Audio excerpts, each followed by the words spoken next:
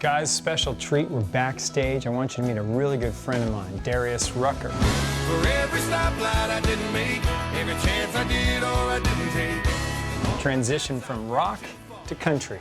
Hey, Scott. How are you, man? What's up, man? Long time no see. Hey, how you been, man? This is the I-17. This is Kyler. It's good to see you. Lindsay. Darius, Lindsay, nice to meet you. I'm Hannah. Nice Darius, to meet you. Nice to meet you guys. Can we talk some music? Absolutely. Let's sit down and do this. Being motivated by inspiring stories. Getting stronger both mentally and physically. Making a difference in the environment. And living a healthier lifestyle places us on the journey called the Inspirational 7.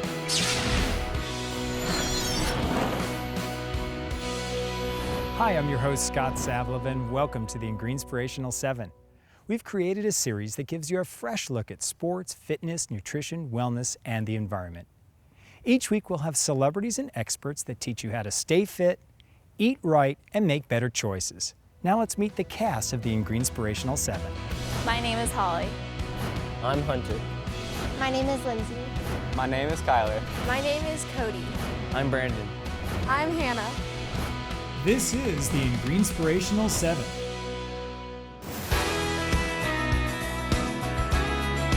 Darius, what was your childhood like? I grew up in Charleston, South Carolina, which I still think is the greatest city in the world. You know, we didn't have much. There was 6 of us. I was second to the youngest. I got picked on a lot. You know, I was that kid that got picked on a lot. I don't really know how I got here. There was always a lot of music, and I was blessed. I had a mom who let me listen to whatever I wanted to listen to.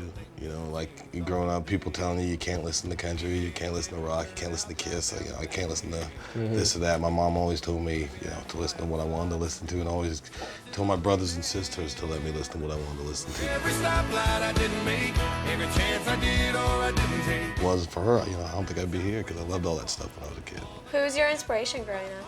Growing up, I was really inspired by my mom. My mom worked really hard. She, you know, sometimes 3 jobs, usually 2 jobs. She worked for us. Musically, Al Green, growing up, was really big for me because he was just that artist we heard in the house all the time. And so for me, I used to try to sing like Al Green until my voice changed. Like the girl that I loved in high school who said she could do better. The name Hootie the Blowfish. I was just wondering where that came from. Oh, it was 2 friends of mine in college. One guy, I used to give nicknames all the time to people back in the day when I was younger, and one guy had really big eyes. He wore these glasses. So I started calling him Hootie, and all of our friends started calling him that. And his best friend had these huge cheeks. He could do like the Dizzy Gillespie thing where he could make his cheeks really big. So we started calling him the Blowfish, and they walked into a party one night, and I lied to myself and said in the back of my head, hey, Hootie the Blowfish, that's a great name for a band. What was it like going from Hootie and the Blowfish to being a country singer? It was scary because I'd been playing in a band since I was 19, and I was so used to playing with those 3 guys, and all of a sudden I was out on my own. It was also fun because I was doing something different, working with people I didn't know, I'd never seen before, probably would have never met otherwise, and you know, and it turned out pretty good too at the end, so it was fun. Cried when my mama passed away. And now I got an angel looking out for me today. So nothing's a mistake. When Learn to Live went platinum, was that a high point in your career? Oh, absolutely. That album was an album I wanted to make just for myself. I talked about making a country record forever, and to finally get to make it and have it be that successful was huge. You know, I mean, I've had some great high points. You know, when we did 2 Grammys that night was great, and when that went platinum, it was a high point, yeah. But I thank God, I can't believe that I'm sitting here that all this time later and I'm still playing music for a living, you know, because all my life that's all I've ever wanted to do, and I still get to do it. That's great. Coming up, Darius discusses his life on and off the road. When I was at home, all I thought about was, when am I going back on the road? But now, it's just, I like to travel, but I also, you know, I like being home a lot too. And we meet the minds behind Clean the World, a non-profit organization that recycles soap to help save lives. The I-7 is brought to you by Poland Spring 100% natural spring water. Sourced only from carefully selected natural springs, born better. By Pepsi Next. Drink it to believe it. by the new Icebreakers Frost, and by Listerine Power to Your Mouth. Then Green Inspirational 7. We'll be right back after this.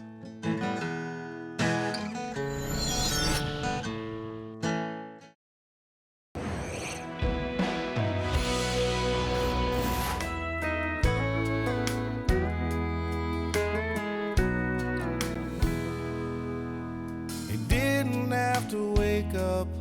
So Darius, when you're playing up on stage, what town gives you the best vibe? Charleston, South Carolina is the city I was born in. I still live there. When we play there, that's what it's all about. I mean, everybody there is there for one reason, to have a great time. And, you know, we played there the other night, and it was just magic. That's the only word you can use. What has been your favorite musical moment so far? Oh, my favorite moment of singing. Oh, yeah, I do. My favorite moment of singing ever is we were doing the Billboard Music Awards. We kind of didn't want to do it. They called me up and said, well, we get Al Green to do it with you. And we were like, yeah, right. And sure enough, they got Al Green to do it with us. And we opened the show. We were doing Hold My Hand. And then our bass player lays down this very famous bass line from an Al Green song, Take Me to the River. And Al walks out on the stage and he starts singing, and we play it with him. And that moment is still the greatest musical moment of my life. 4 years later, about 4:30, she's crawling in their bed. And when he drops her off at preschool, she's clinging to his leg. How do you manage your family life now while you're going on tour and stuff? It's tough, especially when they're in school. Touring with the country bands, it's great because we only tour on the weekend. So I'm home 3 or 4 days a week. In the summer, it's pretty easy. Like, they're out on the road with me right now with the kid. You know, they'll just come out. I got my own bus, so we'll just get on the bus and ride around. And my 5-year-old asked me if he could be homeschooled and just go on the road with me. I'm voting against that. Before I had kids, you know, when I was at home, all I thought about was, when am I going back on the road? But now, it's just, I like to travel, but I also, you know, I like being home a lot, too. Be like this for long. Someday soon she'll be a teenager, and at times he'll think she hates him. What's your life like when you're not out on the road? Pretty normal. You know, we kind of have a rule at home that this job is fun and everything, but the job pretty much ends as soon as I hit Charleston, South Carolina. You know, I'm dad, and it's pretty normal. Kids in school, I play golf. I pick them up from school, go to Target, go to Publix, go to Walmart. You know, it's really amazingly normal off the road. So do your kids sing? Yeah, they all can sing. My 5-year-old's getting better. The thing is, they all love to sing, and they all sing really loud, and you know, they all go around singing, you know, songs from my records, which is, you know, always fun. And for me, being a dad, one of the things I think that's made me such a hands-on dad, and still with my kids, is my dad wasn't around when I was a kid. My only interaction with him was Sunday mornings. He sang in this gospel choir on the radio, and so before I went to church, that was where I heard my dad. So now, you know, I want my kids to hear me singing in the sleep. Yeah, there won't be like this for long. It won't be like this for long.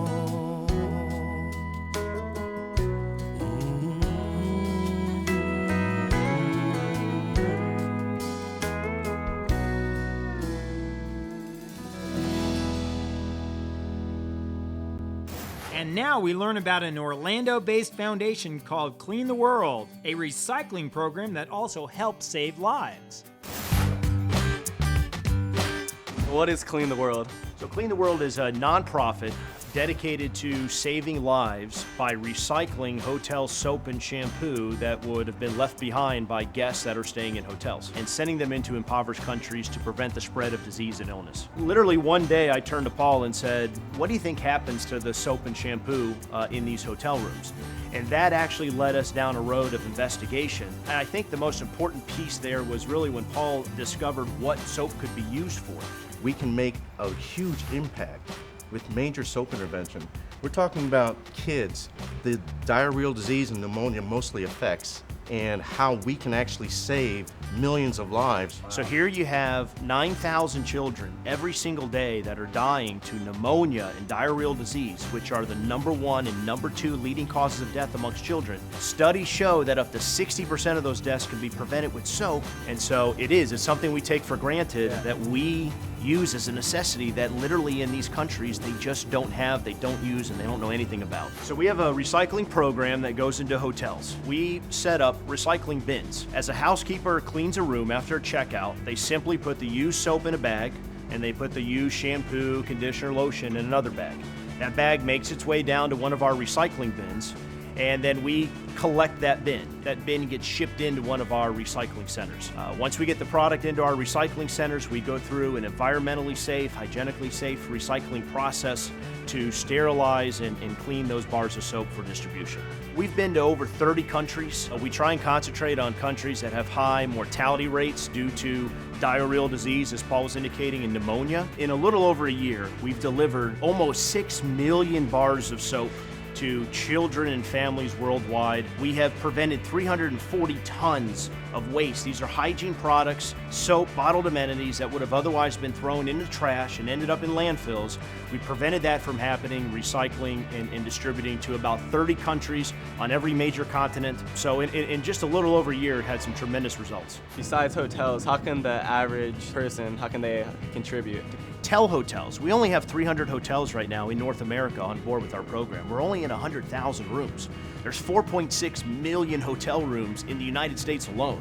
Everybody lives next to a hotel, so go into that hotel and tell them that there's this great recycling program that that hotel can participate with that allows them to take these used amenities, prevent them from hitting landfills. When you think about Clean the World recycling program, it's a recycling program that has life-saving impact. Yeah. Guests really gravitate. It's really a compelling and unique recycling initiative. It's just amazing that a little bar of soap, that we are tossing away as much as we are, can mean so much psychologically, from a development standpoint, from a disease prevention standpoint. The response that we've been getting back from many countries is just how happy they are, how supportive they are of the efforts, and so it really has an impact in a lot of different ways. When we come back, Darius shares his commitment to staying healthy and fit. And later, the I-7 travels to New York to see the sights and do some shopping. The I-7 is brought to you by Tide. If it's got to be clean, it's got to be Tide. By Colgate Optic White Toothpaste. Whiter teeth in 1 week. By Dove Dark Chocolate. There's magic in the taste of our rich, silky smooth Dove Dark Chocolate. And by Ben & Jerry's new Greek frozen yogurt. It's really Greek and good. All right, I'm not gonna make us have to acquire anything. We're just gonna sing one note, okay? Everybody sing. I-7 will be right back after this.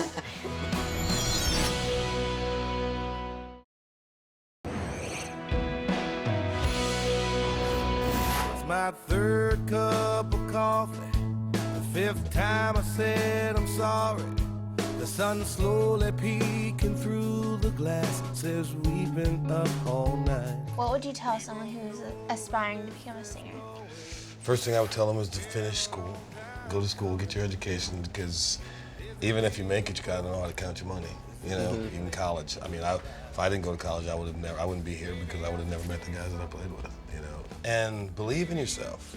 That's the one thing I say to every singer. If you think you're good and you believe in yourself, you're gonna hear a lot of people that are gonna say you're awful. Trust me, there's been a lot of people that said what I do is really bad. But you just gotta believe in yourself and believe that what you do is good and do it. It's nice to hear, man, because when I try to let it out sometimes, and yeah, but keep singing, man. In the shower. Don't sing right now. I mean, I don't want to. I'm just saying. Please, let me think of something. This business seems to be very stressful. What do you do to relieve your stress and to stay healthy?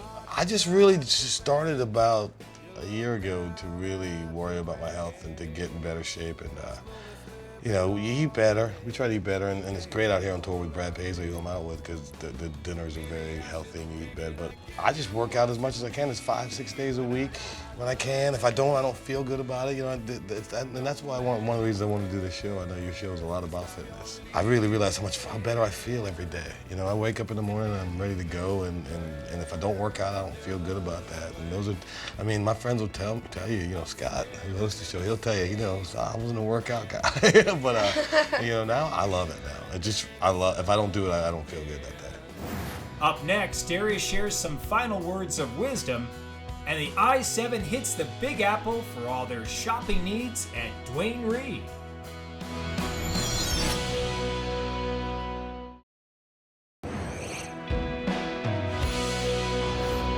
What do you plan on doing next in your career? Oh, I'm gonna do this country thing for a while. And I'm sure somewhere down the line there's gonna be another Hootie record tour. 44, I plan to retire sometime. You know, I want to go home and coach Little League football, you know, and coach soccer and take my daughters to guitar practice. You know, I want to go home and be that guy for a while. So Darius, what are you grateful for? Well, what am I grateful for? I'm grateful for my kids. I love my kids a lot. They're my life. My kids and my wife, my family. You know, I'm 44, and you know, being a rock roll all these years, you know, to be this age and have a family that's as great as mine, I'm pretty grateful for that.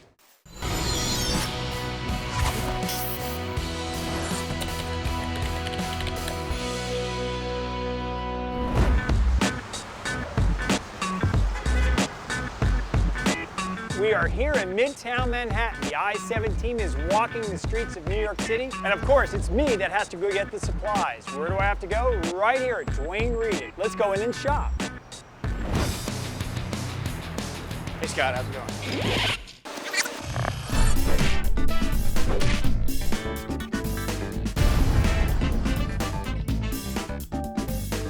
Hey Scott, how's it going?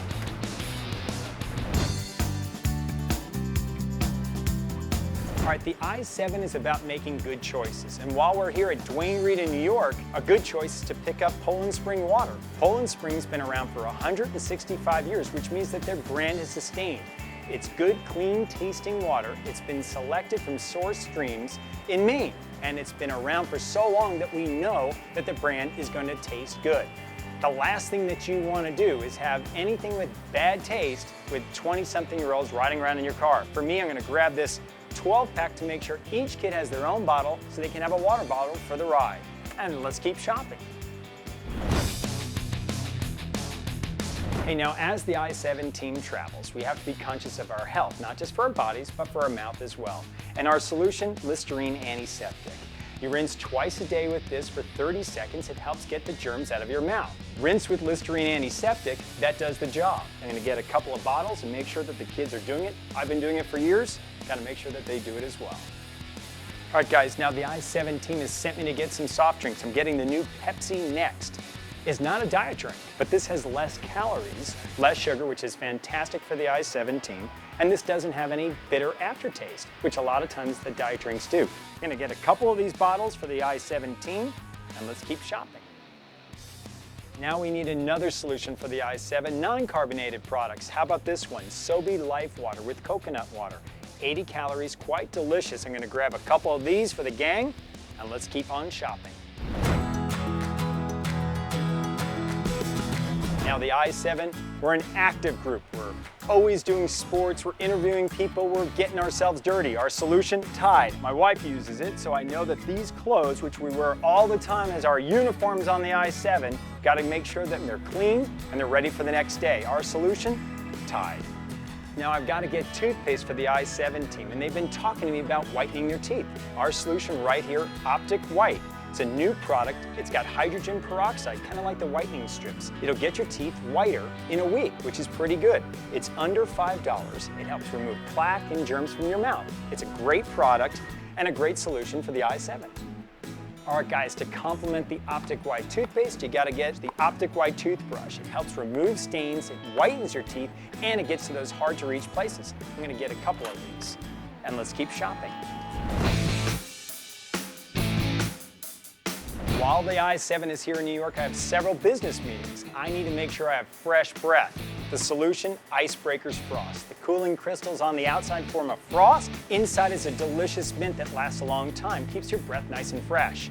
The thing I love the most about it, it's sugar-free, which is perfect for the I-7. Let's keep shopping.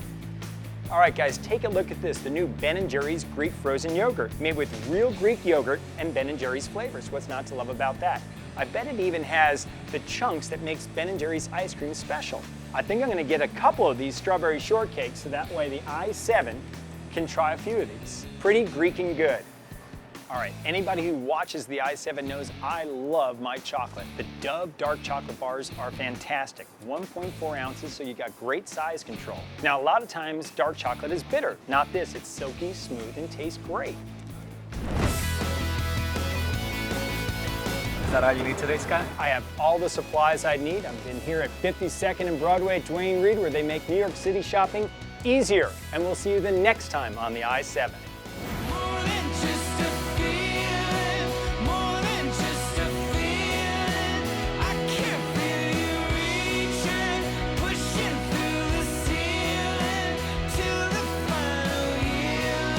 Looking